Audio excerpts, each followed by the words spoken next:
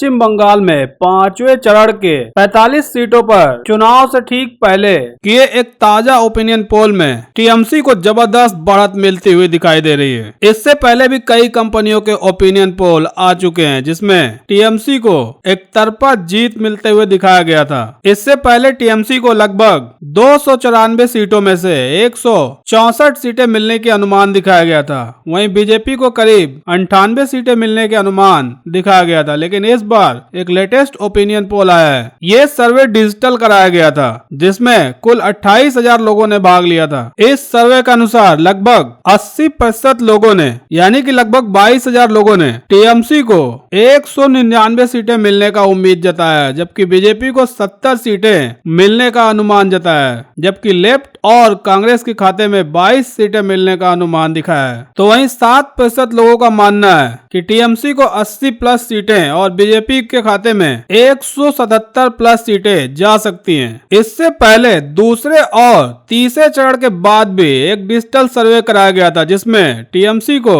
Bumper जीत मिलते हुए दिखाई दिया था। तीसरे चरण के 31 सीटों के चुनाव खत्म होने के बाद एक डिजिटल सर्वे में 74% लोगों ने माना था कि टीएमसी को 31 में से 28 सीटें और बीजेपी को 31 में से 3 सीटें मिल सकती हैं। वहीं 15% लोगों ने माना था कि बीजेपी को 10 और टीएमसी को 19 सीटें मिलने का अनुमान है। दूसरे चरण की चुनाव खत्म होने के बाद भी एक डिजिटल सर्वे आया था जिसमें 81% लोगों ने माना था कि टीएमसी को 27 सीटें और बीजेपी को 3 सीटें मिल सकती हैं। दूसरे चरण के चुनाव में 30 सीटों के लिए चुनाव हो रहा था। इन सब आंकड़ों और ओपिनियन पोल को देखकर यही कहा जा सकता है कि बंगाल में ममता बनर्जी फिर से हैट्रिक लगा सकती हैं और टीएमसी बंगाल में एक तरफा जीतेगी। दीदी और दीदी कहने को लेकर पीएम मोदी के खिलाफ कोलकाता के अमहर्स्ट स्ट्रीट थाने में बंगाल सिटीजन्स फोरम नामक संस्था की तरफ से प्राथमिकी दर्ज करा दी गई है। पीएम मोदी इन दिनों बंगाल में अपनी हर एक चुनावी सभा में बंगाल की मुख्यमंत्री ममता बनर्जी को दीदी और दीदी कहकर संबोधित कर रहे हैं। बंगाल सिटीजन्स फोरम का कहना है कि उनके इस संबोधन से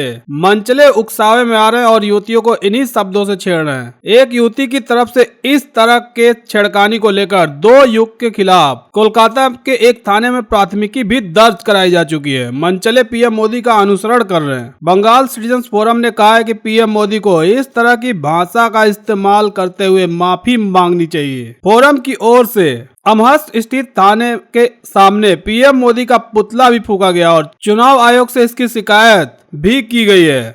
आपको बता दें, बंगाल में चल रहे विधानसभा चुनाव में महिलाओं की सुरक्षा बड़ा मुद्दा है। विरोधी राजनीतिक दल खासकर भाजपा लंबे समय से इस मामले को उठाती आ रही है, जबकि टीएमसी पर महिलाओं का अपमान करने का आरोप भी लगाती रह रही है। इसी बीच ममता बनर्जी ने केंद्रीय सुरक्षा बलों पर बहुत बड़ा आरोप लगा दिया और चुनाव आयोग को अपनी आंखें मूंदने के लिए भी आरोप लगा दिया है। ममता बनर्जी ने आरोप लगाया कि चुनाव बंदोबस्त में लगे सुरक्षा केंद्रीय बल का दुरुपयोग हो रहा है। वोटरों को डरा धमकाकर एक पार्टी विशेष के लिए वोट करने को कहा जा रहा है। ममता ने चुनाव आयोग पर भी अनदेखी करने का आरोप लगाया है। ममता बनर्जी ने कहा कि केंद्रीय बलों का व्यापक दुरुपयोग बेरोक टोक जारी है। इस मुद्दे को बार बार उठाने के बावजूद चुनाव आयोग मूक दर्शक बना हुआ है। कई जगह पर सुरक्षा बल खुलेआम टीएमसी को और उनके वोटरों को डरा धमकाकर और प्रभावित करके उन्हें एक पार्टी के पक्ष में वोट डालने को कह रहे हैं। उन्होंने कहा, मैं बंगाल की माटी मानुष से अपील करती हूँ कि वोट करने के अपने लोकतांत्रिक अधिकार का प्रयोग करें और आज के दिन बड़ी संख्या में निकलकर वोट डालें। पश्चिम बंगाल के आरामबाग सीट से टीएमसी कांग्रेस की प्रत्याशी सुजाता मंडल के इलेक्ट्रॉनिक वोटिंग मशीन में गड़बड़ी के साथ ही अपने कार्यकर्ताओं के पिटाई का आरोप लगाया है। टीएमसी कैंडिडेट सुजाता ने कहा कि 45 नंबर बूथ पर लोग टीएमसी के लिए बटन दबा रहे हैं, लेकिन वोट बीजेपी को चली जा रही है। अरांडी में टीएमसी कार्यकर्ताओं की पिटाई हो रही है। सुरक्षा बल चुप हैं, वे लोगों को बीजेपी को वोट देने के लिए कह रहे हैं। तो वहीं एक रैली में ममता बनर्जी ने प्रधानमंत्री मोदी पर जमकर निशाना साधते हुए कहा कि मैं दुखी और शर्मिंदा हूं, आज तक ऐसा प्रधानमंत्री नहीं देखा। साथ ही उन्होंने कहा कि जो लोग कूच बिहार जैसी और अन्य घटनाओं की पुनरावृत्ति की धमकी दे रहे हैं, उन्हें राजनीतिक तौर पर प्रतिबंधित किया जाना चाहिए। मैं वास्तव में दुखी और शर्मिंदा हूं, मैंने ऐसा प्रधानमंत्री नहीं देखा जो बोलते समय सभी सीमाओं को लांघ जाता है। मैं सभी धर्म के लोगों के लिए काम किया, मैंने क्या नहीं किया।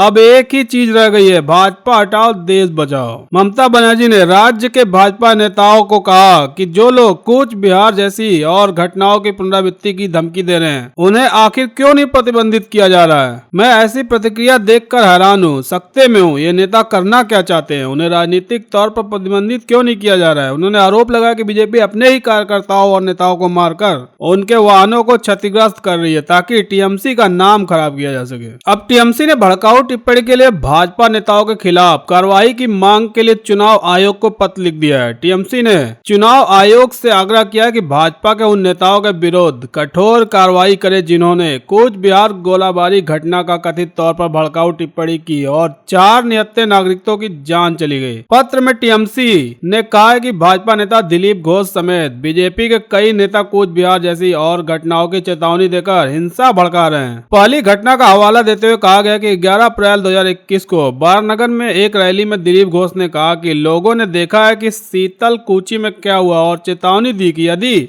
किसी ने सीमा लांघी तो शीतलकुची की घटना दोहराई जाएगी। एक आधिकारिक शिकायत सीईओ को पहले ही दी जा चुकी है। टीएमसी सांसद सुदीप और डेरेक ओब्रायन द्वारा हस्ताक्षरित पत्र में बीजेपी नेता राहुल सिन्हा और संयतन बसु द्वारा की गई टिप्पणियों का भी उल्लेख है, जिसमें भाजपा सांसद अर्जुन सिंह के एक ट्वीट का स्क्रीनशॉट भी दिया गया, जिसमें कहा गया कि भारतीय पार्टी के नेता ने झारखंड के लांगुर में एक हमले में घायल सीआईएसएफ कर्मियों की तस्वीर शीतलकुची में ली गई तस्वीर के तौर पर कथित रूप से साझा करके गलत जानकारी फैलाने का प्रयास किया था। तो वहीं दूसरी तरफ मधुपुर असेंबली इलेक्शन में बसंत सोरेन का दावा है जीत की हैट्रिक बनाएगा महागठबंधन। जी हां, मधुपुर असेंबली इलेक्शन यानी कि रांची में अब इलेक्शन का पारा बढ़ता जा रहा है। इस उपचुनाव के जीत के लिए झारखंड मुक्ति मोर्चा और बीजेपी दोनों ने पूरी ताकत झोंक दी और इसी कड़ी में दुमका के विधायक बसंत सोरेन ने मधुपुर में रैली की और कहा कि जनता बीजेपी को पूरी तरीके से नकार चुकी है। दुमका के विधायक बसंत सोरेन ने कहा कि दुमका व बेरमो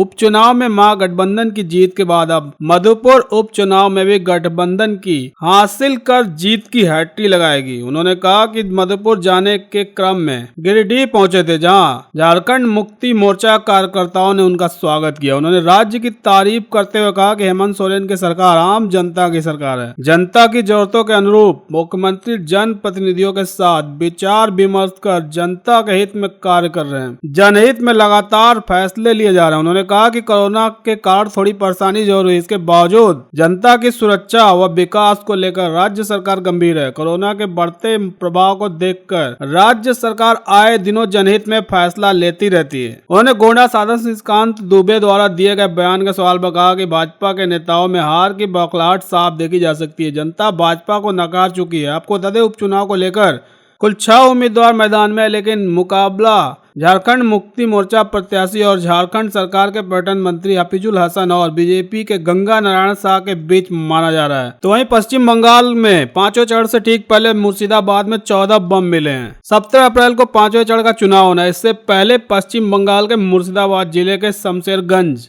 इलाके में सोमवार को 14 क्रूड बम बरामद किए गए। सुरक्षा बलों को शक है कि इन बमों का इस्तेमाल वोटिंग के दिन किया जाना था। मुर्शिदाबाद में मिले 14 बमों को बम डिस्पोजल स्क्वाड द्वारा डिस्पोज कर दिया गया। यह घटना ऐसे वक्त हुई जब 17 अप्रैल को 5वें चरण के विधानसभा चुनाव को लेकर तैयारियां की जा रही हैं। हालांकि ऐसा पहली बार नहीं है जब मुर्शिदाबाद में बम मिलने की घटना हुई। पश्चिम बंगाल में चुनाव प्रचार के दौरान मिड मार्च में भी मुर्शिदाबाद के सालर इलाके में 17 बम बरामद किए गए थे। उस वक्त पुलिस ने कहा था कि खुफिया जानकारी के आधार पर बम को बरामद किया गया। पुलिस ने आशंका जताई थी कि विधानसभा चुनाव के समय इन बमों का उपयोग किया जाना था। इससे पहले 10 अप्रैल को चौथे चरण के मतदान के दौरान कूच बिहार के एक मतदान केंद्र पर हिंसा भड़क उठी थी। सत्तारूढ़ टीएमसी ने आरोप लगाया कि केंद्रीय बलों ने कूच बिहार में मतदान केंद्रों पर 2 बार आग लगाई और गोलियां चलाई, जहां लोग अपने वोट डाल रहे थे, जिसमें 5 कार्यकर्ताओं की मौत हो गई। कूच बिहार के आधिकारिक सूत्रों में जिले में 4 लोगों की मौत की पुष्टि की है। इस घटना के बाद चुनाव आयोग ने विशेष पर्यवेक्षण की एक अंतरिम रिपोर्ट के आधार पर शीतलकुची और कूच बिहार के 126 केंद्रों पर मतदान स्थगित करने का आदेश दिया। चुनाव आयोग ने शनिवार को शाम 5 बजे तक मुख्य अधिकारी से विस्तृत रिपोर्ट मांगी है। घटना के बाद चुनाव आयोग ने कूच बिहार के जिले में 72 घंटों के लिए किसी भी राजनीतिक नेता के प्रवेश पर रोक लगा दी है।